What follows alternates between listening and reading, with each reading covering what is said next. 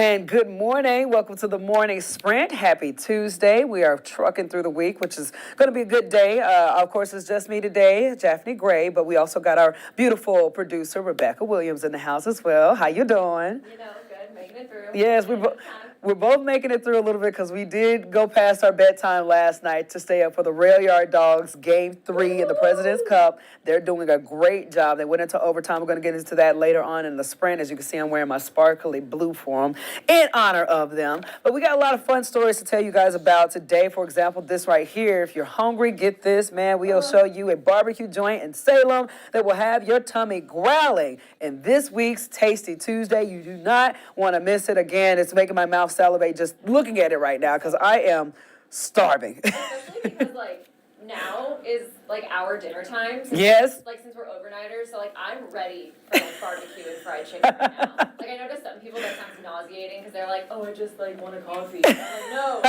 give me dinner. Exactly. Now, before we get into all the fun stories that we're doing throughout the day, you already know right here on the Sprint, we keep it real with different breaking news stories that we are keeping you guys actively updated on. And if you watched Virginia Today, you noticed that Brittany Weir, she was anchoring at one point in time and then she left, got off the desk, and her and our photographer, Carter, booked it to Lynchburg, had a very active scene taking place there. So, Rebecca, you had your hands in it. It was like all hands on deck with trying to figure out what was going on there. So if you could kind of explain your process behind taking Brittany off the desk, getting her there, and why is it that we still have limited information right now? Yeah. So a lot of what we do is, with social media now, a lot of stuff is posted on there before we even learn about it. And so I saw something that I was like, oh, we need to check on this. I saw a post in one of a Facebook group, and I was like, hey, we need to make calls. We need to call police. We need to call dispatch, the non-emergency number, because sometimes they can give you information. Mm-hmm. And then, and so we made some calls. We learned that, hey, there's a situation going on this street in Lynchburg. There's police there. We don't exactly know what the police are doing or why they're there, but we know that they're there. And so we made the decision that we said, hey, Brittany, we're gonna call in Carter. We're gonna call in a photographer so you don't have to go alone. Because that's what we really want Brittany to be safe when she's at these calls and things like that. And especially because we didn't know why police were there. Right. We wanted to make sure she had someone else with her. So we called in our photographer, pulled Brittany off the desk. It was super easy. Literally she just unclips her microphone and heads out the door. Yeah. And so then we sent them that way. Meanwhile, back here, all of us are trying to call, the PIO. We're trying to call the public information officer is what PIO is. We're trying to call people that would know what's going on so that we could, get a little bit more information. But not everyone works on a 24-hour clock. Right. So Yeah. Sometimes we have to wait for that information. Mm-hmm. And so that's kind of where we're at right now. Brittany and Carter are still on the scene. They're still learning a lot of stuff. Japhanie, you know a little bit more about what's going on through Brittany. Yeah, so apparently Brittany is there at the scene. Again, is still active at this time.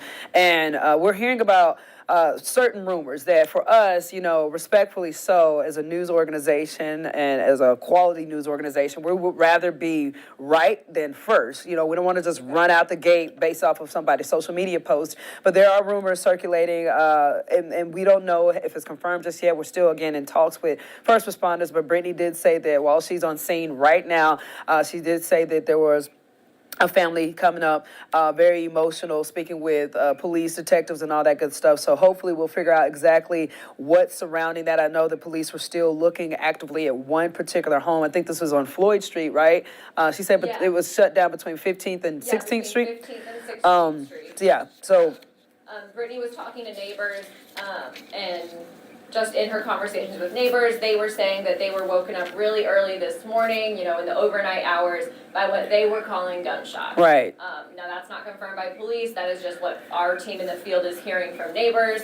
And so obviously there's some sort of situation going on there. Police have been there for hours now. Mm-hmm. And so as soon as we get information, we will get that to you, both on air at 10 News at noon and moving through the day, even in our later shows. But also it'll always be on our website website, and as soon as we get the information, it'll be sent out on our social media pages as well. Definitely. And again, like she said, we're just double downing with making sure we bring you guys the correct information. We don't go off of what other news stations are looking at, or if they're looking at social media and just posting it. We don't know. We only worry about ourselves and our viewers and making sure you guys got the right information up front. So that's kind of the thought process and all of that. You'll be finding more details, like Rebecca said, throughout the day. But with that, we're going to move on here locally. We got the Danville Police Department are trying to do their due diligence by making neighborhoods feel better after a traumatic incident that's happening. They're doing something called the Cart Walk. Police will split into groups and go around the complex to talk with everyone. If a neighbor who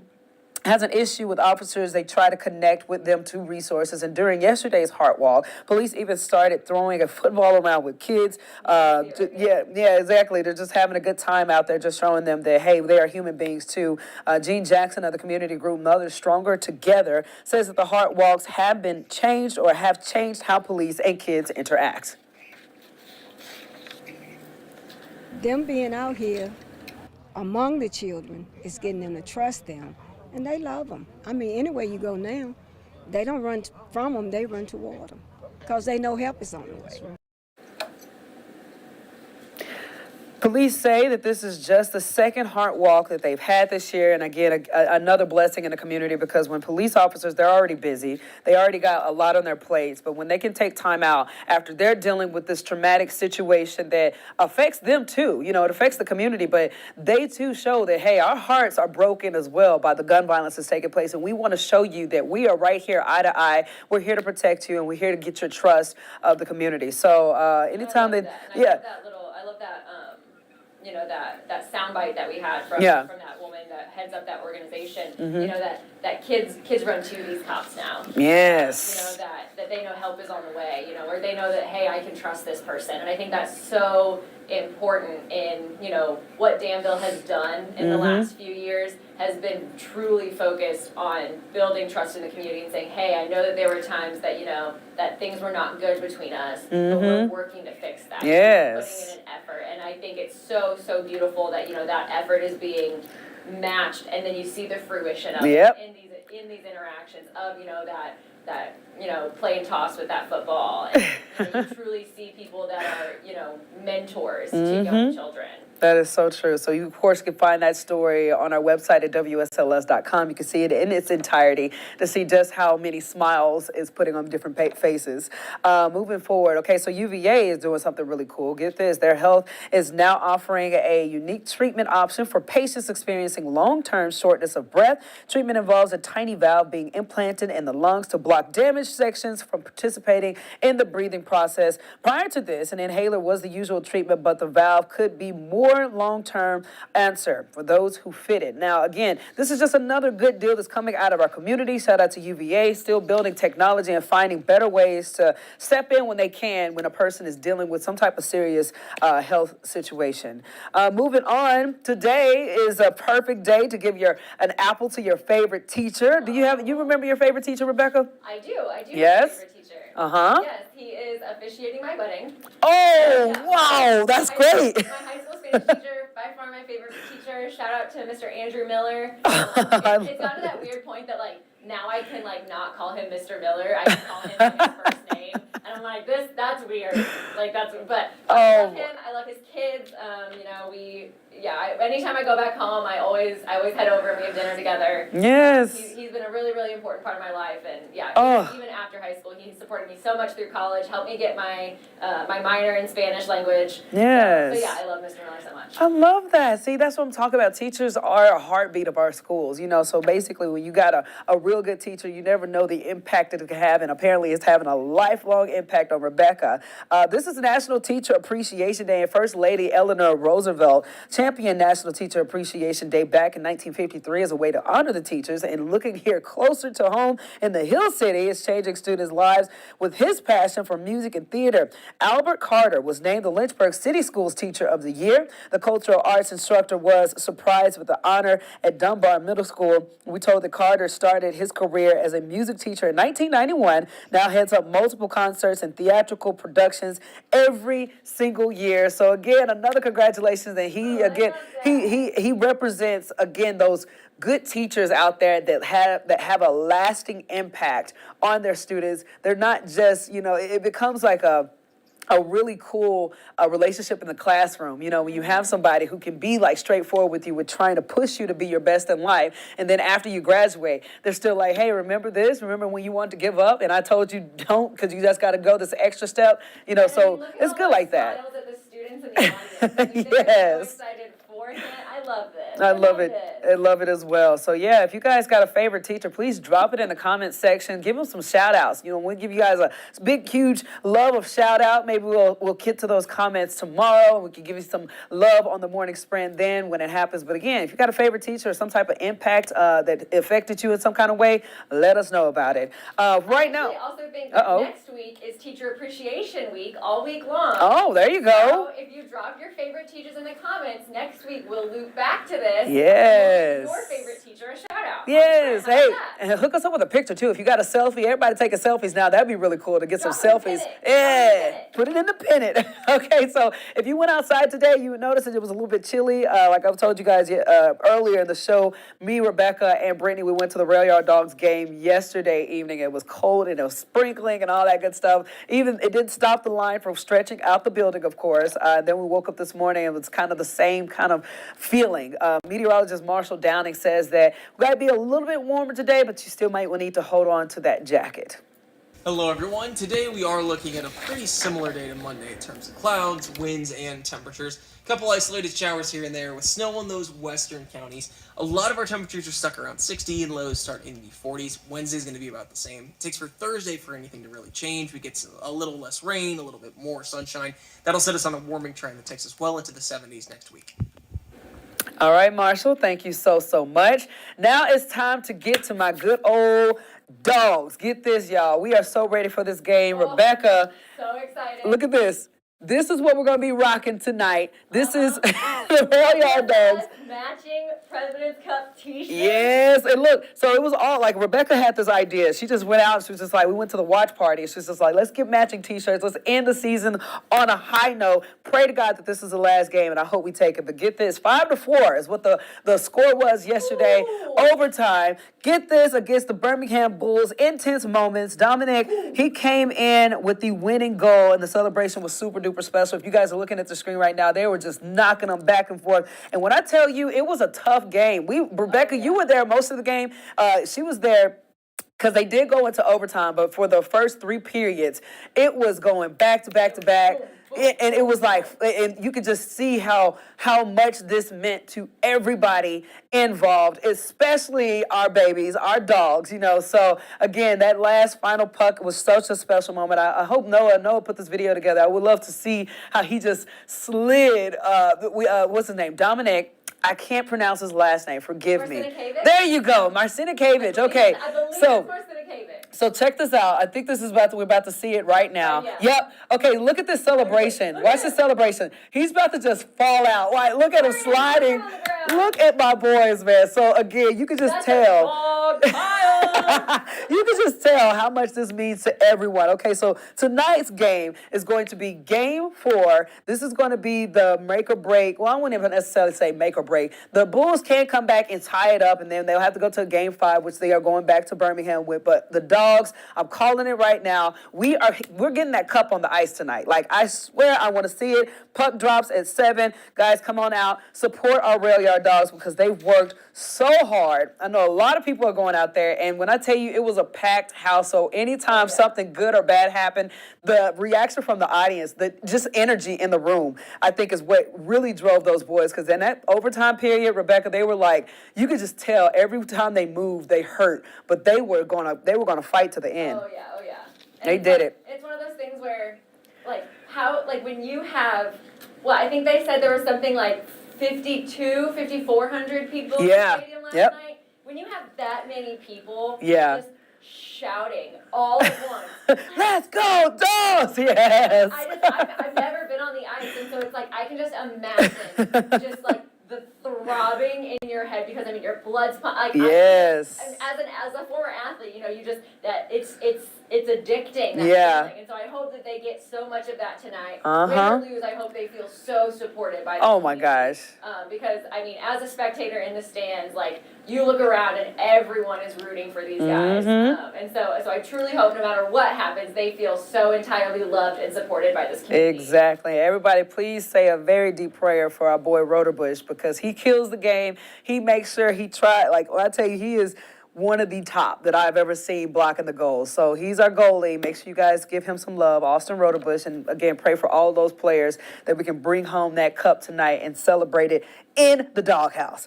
Okay, moving on. We got something really cool for you guys to know about. We got the legendary rock and roll band Aerosmith. That after 50 years, the group announced plans for a Peace Out Farewell tour this fall to celebrate their time together. Every member over the age of 70, including the frontman Steven Tyler, who's the oldest at 75, Grammy Award-winning rock group is known for hits like, go ahead, Walk This Way, Go Dream On. Yeah, there you go.